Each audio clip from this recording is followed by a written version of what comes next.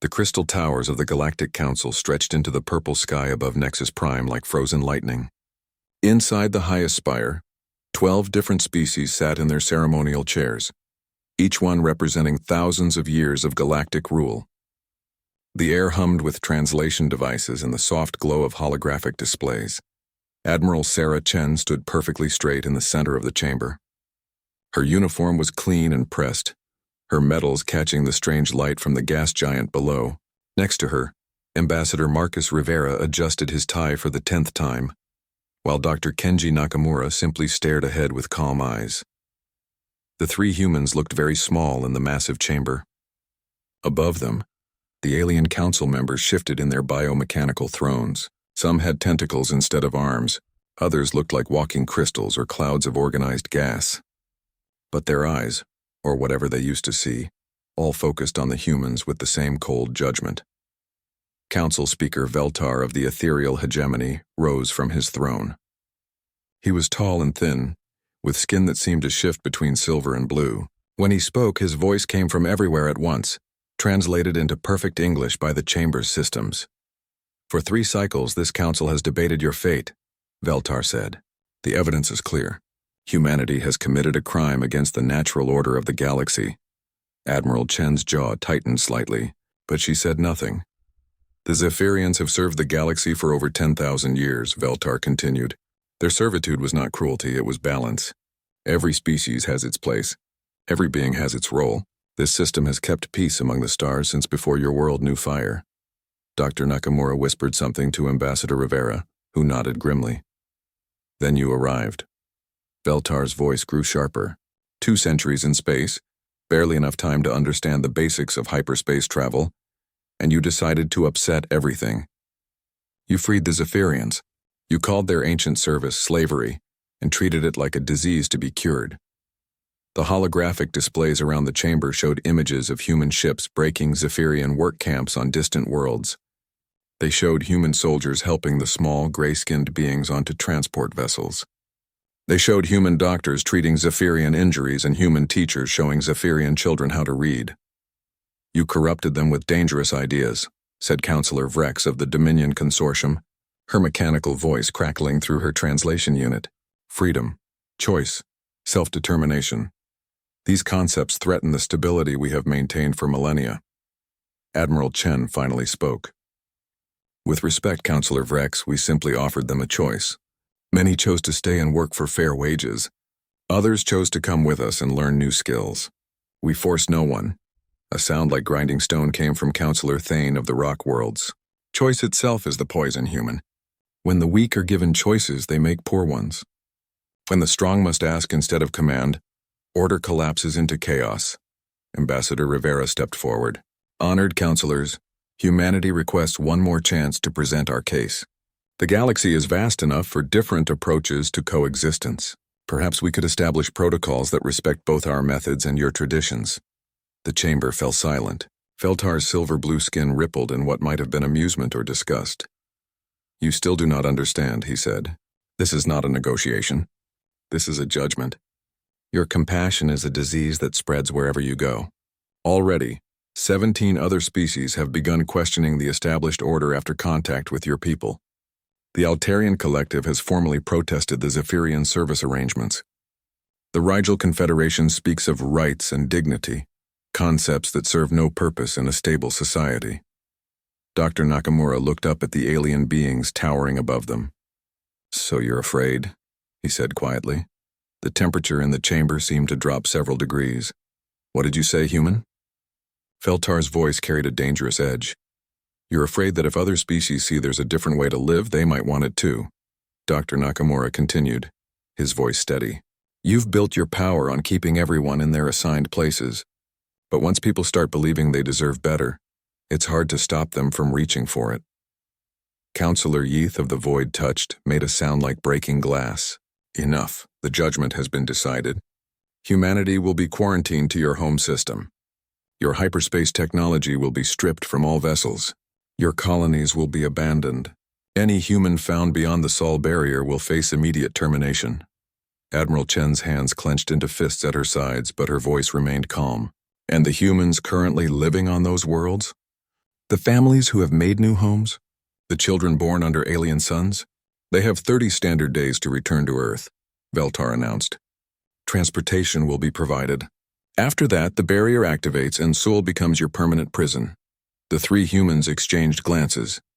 Ambassador Rivera cleared his throat. What about the Zephyrians and other refugees under our protection?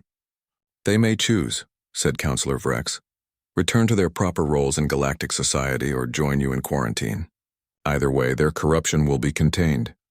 The chamber filled with the alien sounds of approval from the council members. Some hummed, others clicked, and a few made noises that had no human equivalent. They seemed pleased with their solution. Admiral Chen looked up at each council member in turn. Her expression was unreadable, but something in her eyes made several of the ancient beings shift uncomfortably in their thrones. We understand, she said finally. We'll comply with your judgment. Veltar seemed surprised by the lack of argument. You accept these terms without protest? What would be the point? Admiral Chen replied. You've made your decision. We're not here to start a war or make threats. If this is what you've chosen, then this is what will happen. Security forces, tall, armored beings from the Enforcement Guild, stepped forward to escort the humans from the chamber.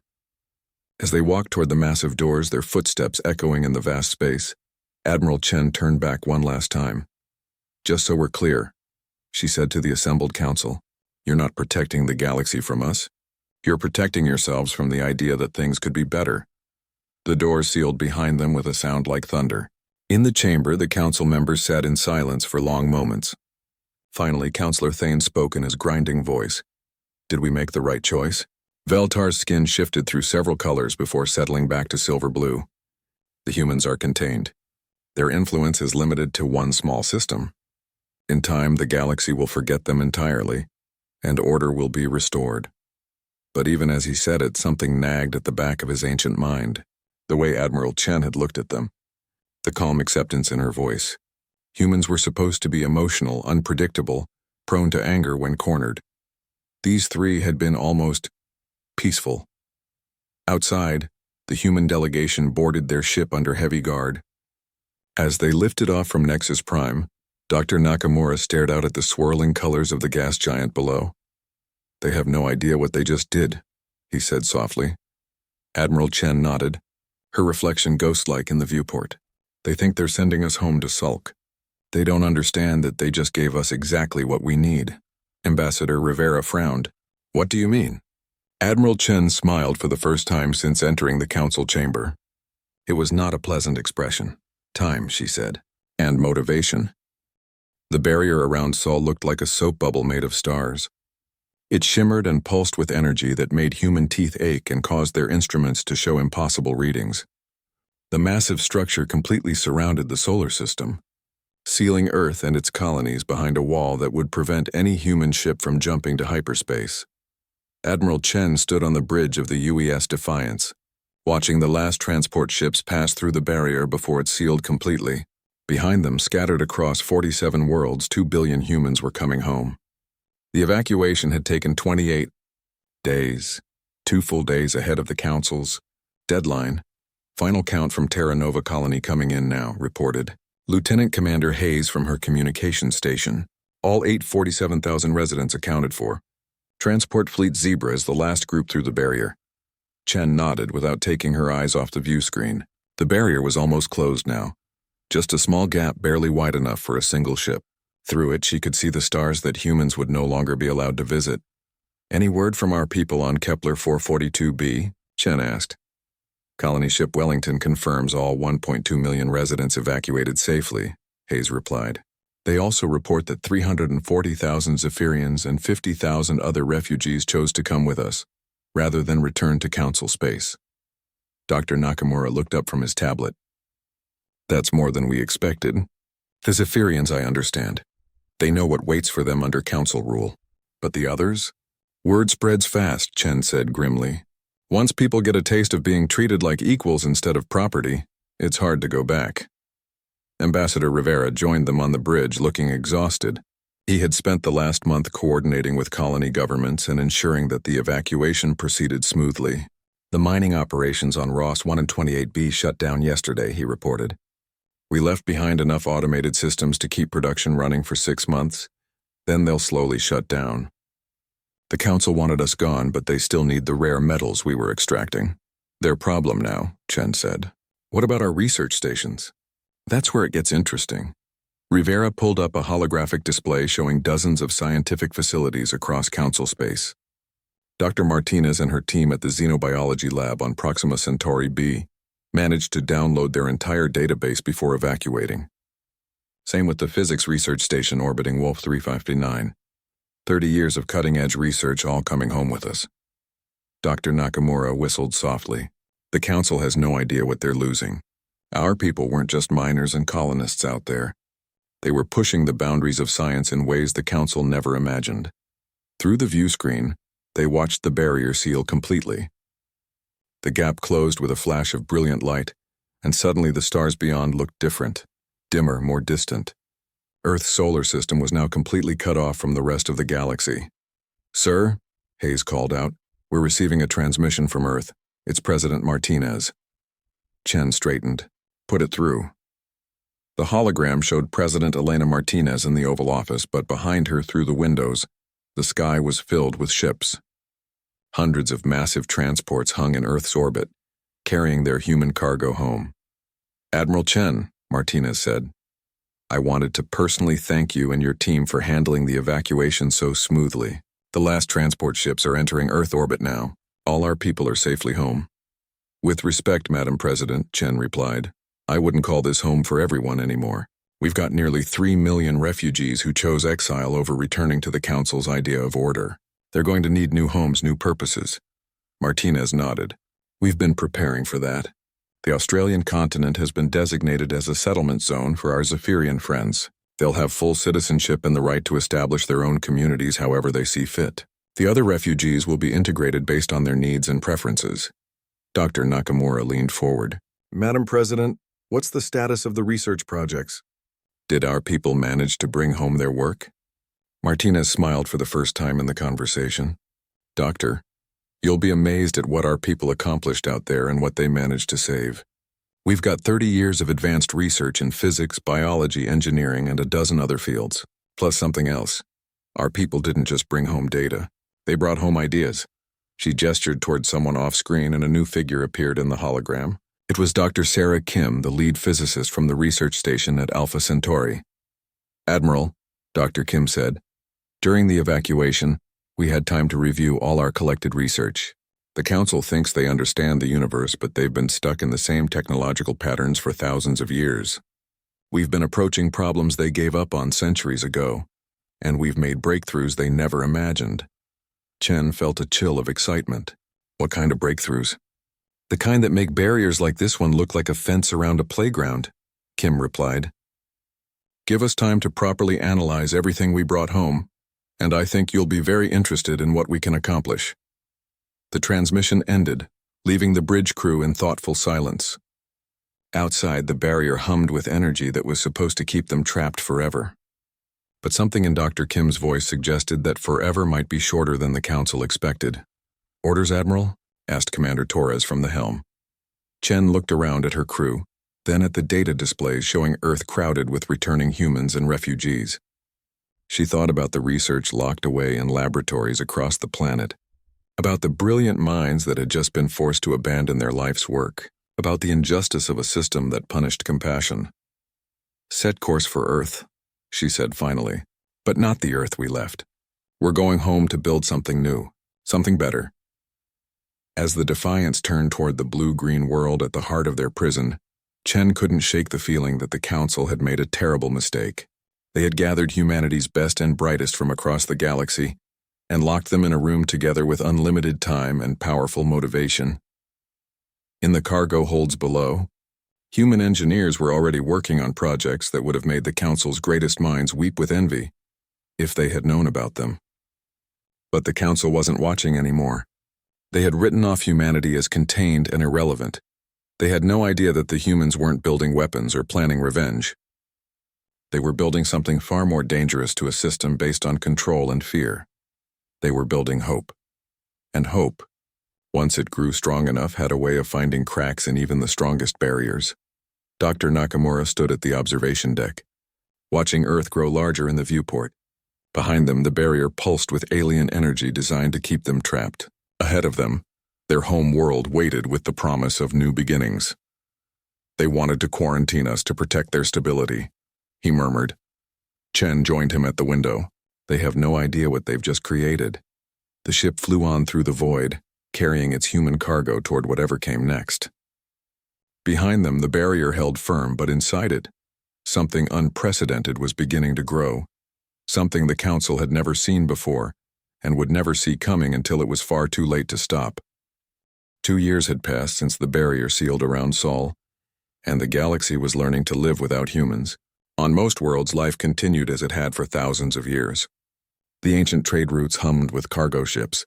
The established hierarchies maintained their careful balance, and the Council's word remained absolute law. But something was wrong. Council Speaker Veltar stood in his private chambers high above Nexus Prime, studying reports that made his silver-blue skin ripple with unease. The humans had vanished completely behind their barrier as expected. Not a single transmission had escaped. No desperate pleas for mercy, no angry threats of revenge, no communication of any kind. Just silence. The surveillance probes detect nothing beyond routine system defense, reported his aide, a young ethereal whose skin hadn't yet learned to properly shift colors with emotion. Their energy signatures suggest normal population centers on Earth and the outer colonies they maintained within their system. But no expansion activities, no attempts to breach the barrier. Veltar nodded absently. The silence should have been reassuring. It meant the humans were contained, their dangerous ideas locked away where they couldn't spread, but it felt wrong somehow. Humans were supposed to be emotional, restless, always pushing boundaries. This quiet acceptance seemed uncharacteristic. What about the effects of their removal from Council space? Veltar asked. The aide's skin darkened with discomfort. That's where we're seeing complications, Speaker. The trade routes that humans facilitated are experiencing severe disruptions. 17 major shipping lanes have seen their efficiency drop by 40% or more. Veltar turned from the window. Explain. The humans had a unique approach to logistics, the aide continued, consulting his tablet. Instead of simply following established patterns, they would analyze needs across multiple systems and create new connections. When they managed trade between the Rigel Confederation and the Altarian Collective, for example, they didn't just move goods along traditional routes. They identified needs that both sides didn't even know they had and created solutions. Solutions can be replicated, Veltar said dismissively. In theory, yes, but in practice... The aide's skin shifted to a worried purple. The humans shared their methods freely, but only their people truly understood the underlying principles. The Zephyrians who worked with them knew the processes, but most of them chose exile rather than remaining to help maintain the systems. Veltar felt a familiar irritation. The Zephyrians had been a reliable servant class for 10,000 years. Their sudden development of personal preferences and individual dignity was one more way the human infection had damaged galactic stability. What about replacement workers? The remaining Zephyrians are different now, the aide admitted. Even those who stayed are asking questions they never asked before. They want explanations for orders, guarantees of safety, time off for personal activities. Their efficiency has dropped by nearly 30% across all sectors. A soft chime indicated an incoming priority transmission. Veltar's aide activated the holographic display, revealing Counselor Vrex of the Dominion Consortium. Her mechanical body showed signs of recent repairs, and her usually steady voice carried an edge of frustration. Speaker Veltar, we need to discuss the situation developing in the Antares sector, Vrex said without preamble. What situation? Veltar asked, though he suspected he already knew. The Altarian Collective has formally withdrawn from 3 major trade agreements, citing ethical concerns about working conditions for support species. They're demanding what they call fair labor practices and threatening to establish their own trade networks with species who agree to their terms.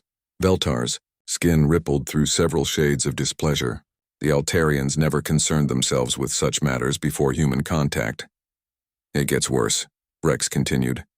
They've been in communication with the Rigel Confederation, the Centauri Alliance, and 6 other systems. They're talking about forming some kind of ethical trade consortium. based on human principles of equality and mutual benefit. The aide beside Veltar made a sound of distress. This was exactly what the Council had feared, the human ideas spreading like a plague, undermining the careful order that had maintained galactic peace for millennia. Have you tried negotiating with them? Veltar asked. That's just it. They don't want to negotiate in the traditional way. They want to establish what they call partnerships instead of the standard hierarchical arrangements. They talk about shared decision-making and equal representation. It's... Vrex paused, her mechanical voice grinding with frustration. It's exactly what the humans used to propose. Veltar dismissed the transmission and began pacing his chambers. Through the massive windows he could see the sprawling city below, its towers filled with beings from a dozen different species, all living in their assigned roles, all contributing to the stable society the Council had built over thousands of years. But even here, changes were visible. In the lower levels, he had noticed groups of different species socializing together in ways that would have been unthinkable just a few years ago. Street artists were creating works that celebrated diversity rather than hierarchy. Young beings from various worlds were forming friendship groups that crossed traditional species barriers. The humans had left behind more than just empty colonies and disrupted trade routes. They had left behind gifts, art, music, literature, and most dangerously, ideas about how different beings could relate to each other. Another transmission arrived, this one from Counselor Thane of the Rock Worlds. The ancient being's stone-like features showed unusual emotion, something that might have been concern or even fear. The mining operations in Sector 7 have ground to a halt, Thane reported in his grinding voice. The local populations are demanding what they call safety protocols and environmental protections for their worlds. They refuse to continue operations until we meet their terms. Since when do mining worlds make demands of the Council? Veltar asked. Since they learned about human mining practices, Thane replied grimly. The humans left behind detailed reports of their operations, including safety measures and environmental restoration techniques that we never bothered to develop. Now the local populations know it's possible to extract resources without poisoning their worlds or killing their workers. Veltar felt a chill run through his body. How many worlds are affected? 47 so far, but the number is growing daily. The knowledge is spreading faster than we can contain it. As the transmission ended, Veltar's aide approached hesitantly. Speaker, there's something else you should know. Our surveillance networks have detected increased communication between systems that were in contact with humans. They're sharing what they call human gifts, cultural works, scientific data, and philosophical texts that the humans distributed freely during their time in Council space. I thought we had confiscated all such materials. We tried. But the humans were very thorough in their sharing. They didn't just give copies to governments or official institutions. They distributed their ideas to individuals, small groups, local communities. It's impossible to track down every piece of human literature or music that found its way into private hands. Veltar stared out at the galaxy beyond his world, trying to comprehend the scope of what they were facing. The humans hadn't just left. They had planted seeds throughout Council space, ideas that were now growing in ways no one had anticipated. On distant worlds, beings who had never met a human were reading human poetry and wondering why their own lives felt so restricted. They were listening to human music that spoke of freedom and possibility. They were studying human philosophy that suggested every thinking being deserved dignity and choice. The silence from Sol was becoming more ominous by the day. Not because the humans were planning something, but because they didn't need to. They had already done their work. The ideas they had shared were spreading and growing, finding fertile ground in minds that had never been allowed to imagine alternatives to Council rule. Veltar's aide cleared his throat softly. Speaker, what are your orders? Veltar continued staring at the stars. Somewhere out there, beyond a barrier designed to contain them, the humans sat in their solar system. They weren't making threats or demands. They weren't trying to break free or call for help. They were just waiting. And somehow that was the most terrifying thing of all. Monitor everything, Veltar said finally. Every transmission, every trade disruption, every question asked by beings who never questioned before. I want to know the full extent of what we're dealing with. As his aide hurried away to implement the orders, Veltar remained at his window. The galaxy looked the same as it always had, vast, ancient, and supposedly under control. but appearances, he was beginning to realize, could be very deceiving. The first ship disappeared on a routine patrol near the Vega system. The CNS Vigilant, a Council enforcement vessel with a crew of 43, simply vanished from all sensors while investigating reports of unauthorized mining operations. When the rescue fleet arrived 3 days later, they found nothing, no debris, no distress signals, no trace that the ship had ever existed. Council Speaker Veltar received the report in his chambers, his skin cycling through worried shades of blue and silver. "Equipment malfunction?" he asked hopefully. Commander Crix of the Enforcement Guild shook his massive head. "Negative, Speaker. The Vigilant was one of our newest vessels, fully equipped with redundant communication systems and emergency beacons. Even if the ship was completely destroyed, we should have detected something. Piracy? No known hostile forces in that sector. Besides, pirates take ships or cargo. They don't make them disappear without a trace." Within the next month, 7 more Council ships vanished under similar circumstances. All were enforcement or surveillance vessels. All disappeared while investigating minor infractions or conducting routine patrols. None left any evidence of what had happened to them. The Council began to panic. Emergency sessions were called. Security protocols were upgraded. Patrol routes were changed to avoid isolated areas where the disappearances had occurred. But the vanishings continued, spreading to different sectors, affecting ships that had no apparent connection to each other. Then the Omega Research Station went silent. Veltar stood in the Emergency Command Center deep beneath the Council chambers, surrounded by displays showing the vast network of facilities that maintained Council power across the galaxy. The Omega Station pulsed red on the tactical display, a facility that wasn't supposed to exist, hidden in a pocket dimension accessible only to the highest levels of Council security. "How long since last contact?" Veltar asked. 18 hours, reported Admiral Zeth of the Council fleet. The station was conducting classified research into dimensional manipulation and exotic matter control. If the humans somehow discovered its location, impossible, Veltar interrupted. The station exists outside normal spacetime.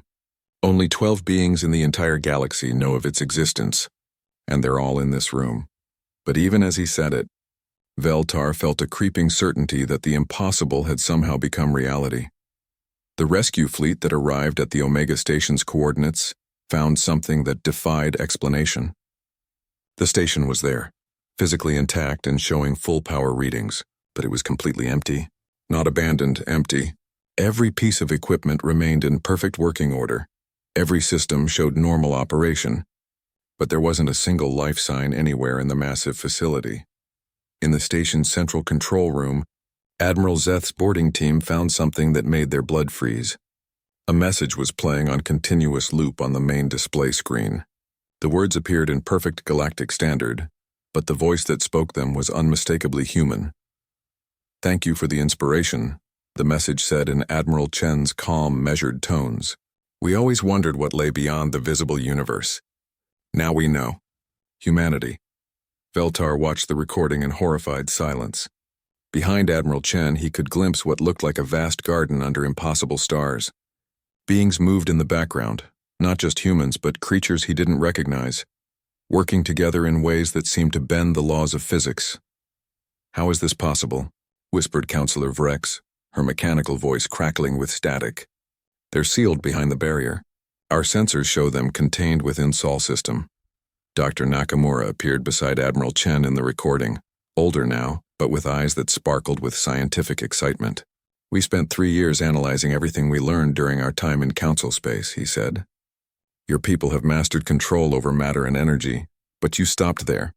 You never asked what lies beyond the dimensions you can perceive." The recording shifted, showing glimpses of technology that hurt to look at directly. Ships that seemed to exist in multiple dimensions simultaneously. Buildings that folded space around themselves like origami. Beings whose very presence suggested they had transcended the normal limitations of physical existence. "While you built barriers to contain us," Chen continued, "we built doorways to everywhere else. The Council controls this galaxy, but there are infinite galaxies beyond your reach.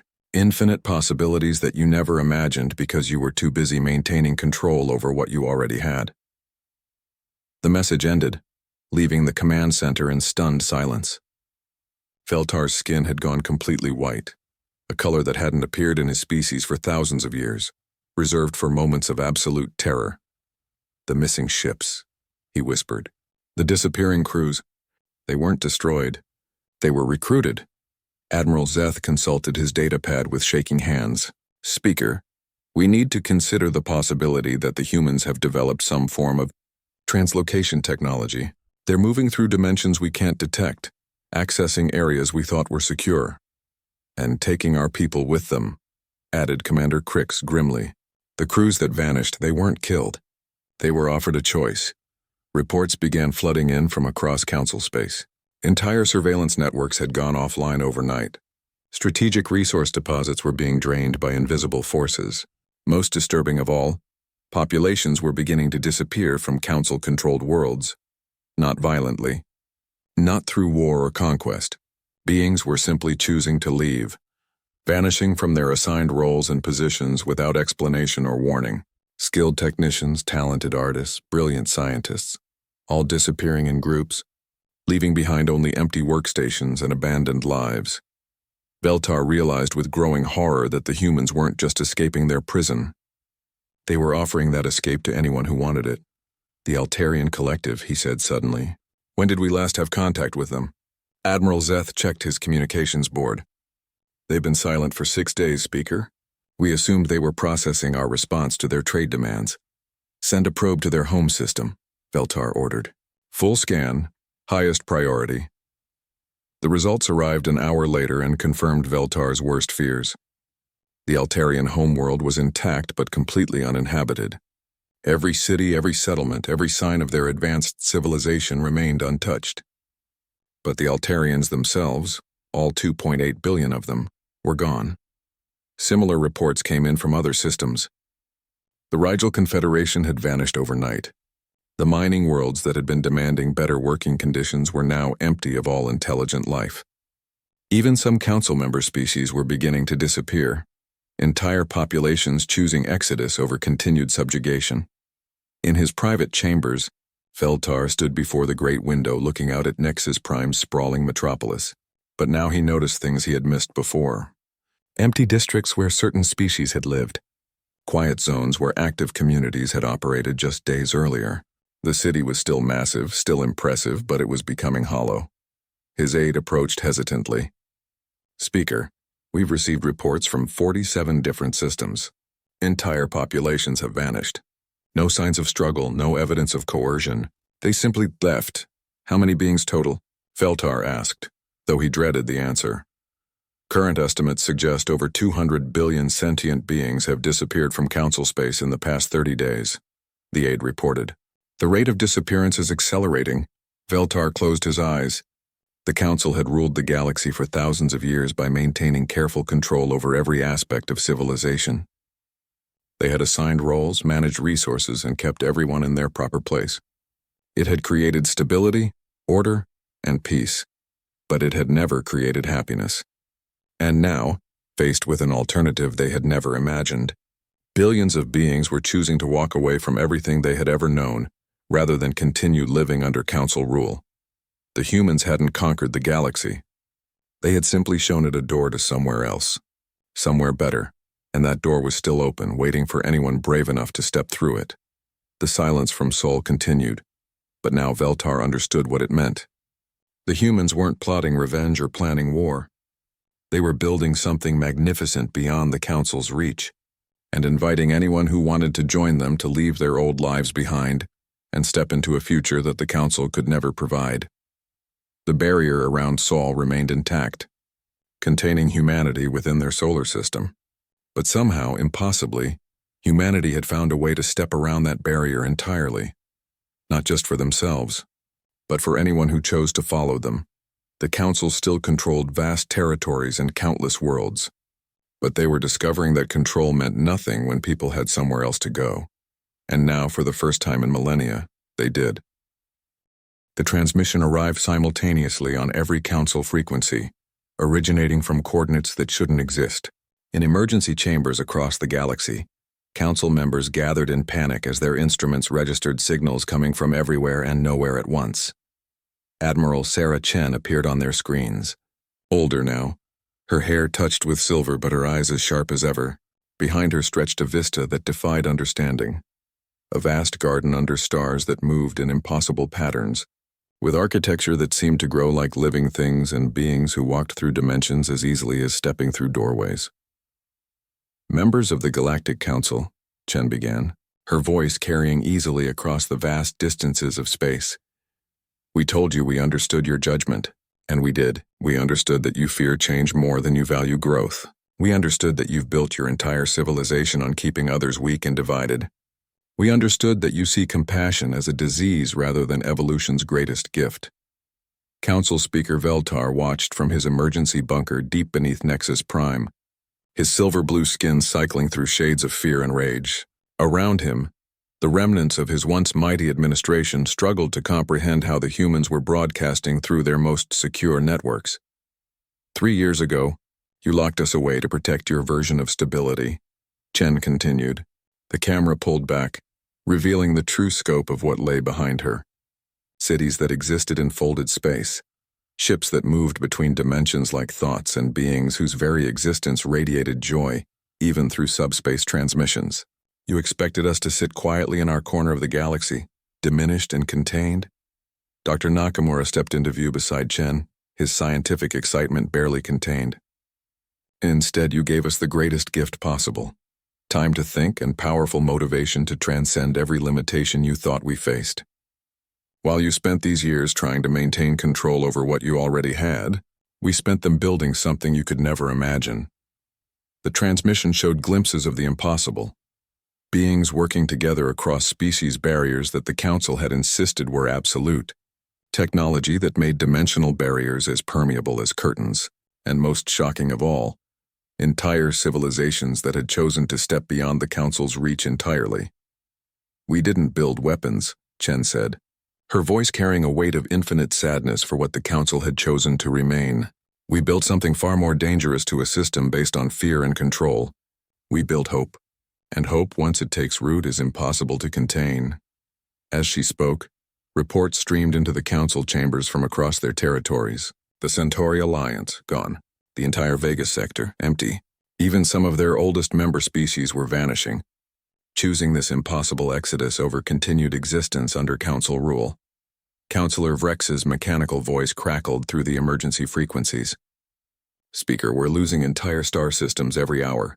Our population estimates suggest we've lost over half our subjects in the past 48 hours.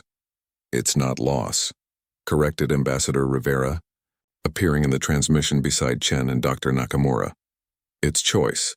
For the first time in millennia, beings across this galaxy have been offered a real choice about how they want to live, and they're choosing freedom over security, possibility over stagnation, hope over fear. The transmission showed more glimpses of their impossible realm. Zephyrians who had been slaves for 10,000 years now working as equals alongside their former masters. Species that had been bitter enemies in Council space, collaborating on projects that pushed the boundaries of what life could become. Children from a dozen different worlds playing together under alien suns, learning that differences were something to celebrate rather than control. You wanted us quarantined to protect your stability, Chen said, her voice growing stronger. So we quarantined ourselves, along with everyone who chooses to be more than you'll allow. We've built a place where beings grow instead of being managed, where diversity is strength instead of weakness, where compassion is wisdom instead of disease. Council chambers across the galaxy fell silent as the magnitude of their defeat became clear. They had spent thousands of years building an empire based on control, on keeping everyone in their assigned place, on maintaining order through fear of change. But the humans had offered something they could never compete with, the promise that life could be better. You can keep your dying empire, Chen concluded, her image beginning to fade as the transmission prepared to end. Keep your stagnant peace, your careful hierarchies, your fear of anything new or different. We'll be building tomorrow. The camera pulled back one final time, showing the true scope of what lay beyond the Council's reach. Worlds that defied physics, beings who had transcended every limitation the Council believed were absolute. And in the center of it all, a small blue planet where humans had first learned to dream of something better. For those still listening who want more than what the Council offers, Chen added, you know where to find us. The doors always open. The transmission ended, leaving the council chambers in deathly silence. Veltar stared at the empty screens, his skin a white so pale it seemed translucent. Around him, the machinery of galactic government continued to function, but increasingly it was governing empty worlds and abandoned systems. Reports continued streaming in. The rock worlds had lost 90% of their population overnight. The Enforcement Guild was down to skeleton crews as their officers chose exile over continued service to a cause they no longer believed in. Even the ethereal hegemony was fracturing as younger members chose to follow the path the humans had opened. Status report? Veltar asked weakly. Admiral Zeth consulted his rapidly shrinking fleet dispositions. Speaker, we estimate that less than 30% of our former territories remain under Council control. Of those, most are experiencing massive population losses as beings continue to choose exodus. And our response capabilities? Severely compromised. We can barely maintain essential services on our core worlds, let alone project power across the galaxy. Veltar turned to face the great window of his chamber. Outside, Nexus Prime still sprawled across its platforms above the gas giant, but whole districts stood empty now. The beings who remained moved through the streets with the careful, frightened steps of those who knew their world was ending. The Council had built their power on a simple principle, that beings would choose security over freedom, certainty over possibility, control over chaos. They had maintained their grip on the galaxy for millennia by ensuring that no one could imagine any alternative to their rule. But the humans had imagined alternatives. More than that, they had built them. "What are your orders, Speaker?" asked his aide, one of the few who had chosen to remain rather than join the Great Exodus. Veltar continued staring out at his diminishing empire. Somewhere beyond his view, beyond the barriers of normal space and time, humanity was building something magnificent. They were creating worlds where beings could grow beyond their assigned limits, where diversity was celebrated rather than managed, where compassion was the foundation of civilization rather than its enemy, and they were doing it all with beings who had once been under Council rule, who had looked at what the humans offered and decided it was worth leaving everything they had ever known. "Monitor what remains," Veltar said finally. "Try to maintain order in the system still under our control and—" He paused, his voice breaking slightly. "And hope that someday, if we can learn to be better than we've been, they might find room for us too." The aide nodded and hurried away to relay the orders. Veltar remained at his window as the reports continued to arrive. More worlds going silent. More populations choosing the unknown over the familiar. More beings deciding that whatever lay beyond the Council's reach was preferable to whatever lay within it. The humans had walked away in silence 3 years ago, accepting their exile with a dignity that had puzzled their captors. Now the Council understood what that silence had meant. It hadn't been defeat. It had been focus. They had used their exile not to plot revenge, but to build something so wonderful that beings across the galaxy were willing to abandon everything they knew for a chance to be part of it. In the end, the Council discovered you couldn't defeat an idea whose time had come, and the idea that life could be better, that beings could grow beyond their limitations, that compassion could triumph over control, that hope was stronger than fear, was an idea whose time had arrived. The silence from Sol continued, but now it was the silence of a parent who no longer needed to explain themselves to children who were finally old enough to understand. Humanity had walked away in silence 3 years ago. Now, the galaxy was following them, one choice at a time, toward a future the Council could never have imagined, and would spend the rest of their existence regretting they had been too afraid to build.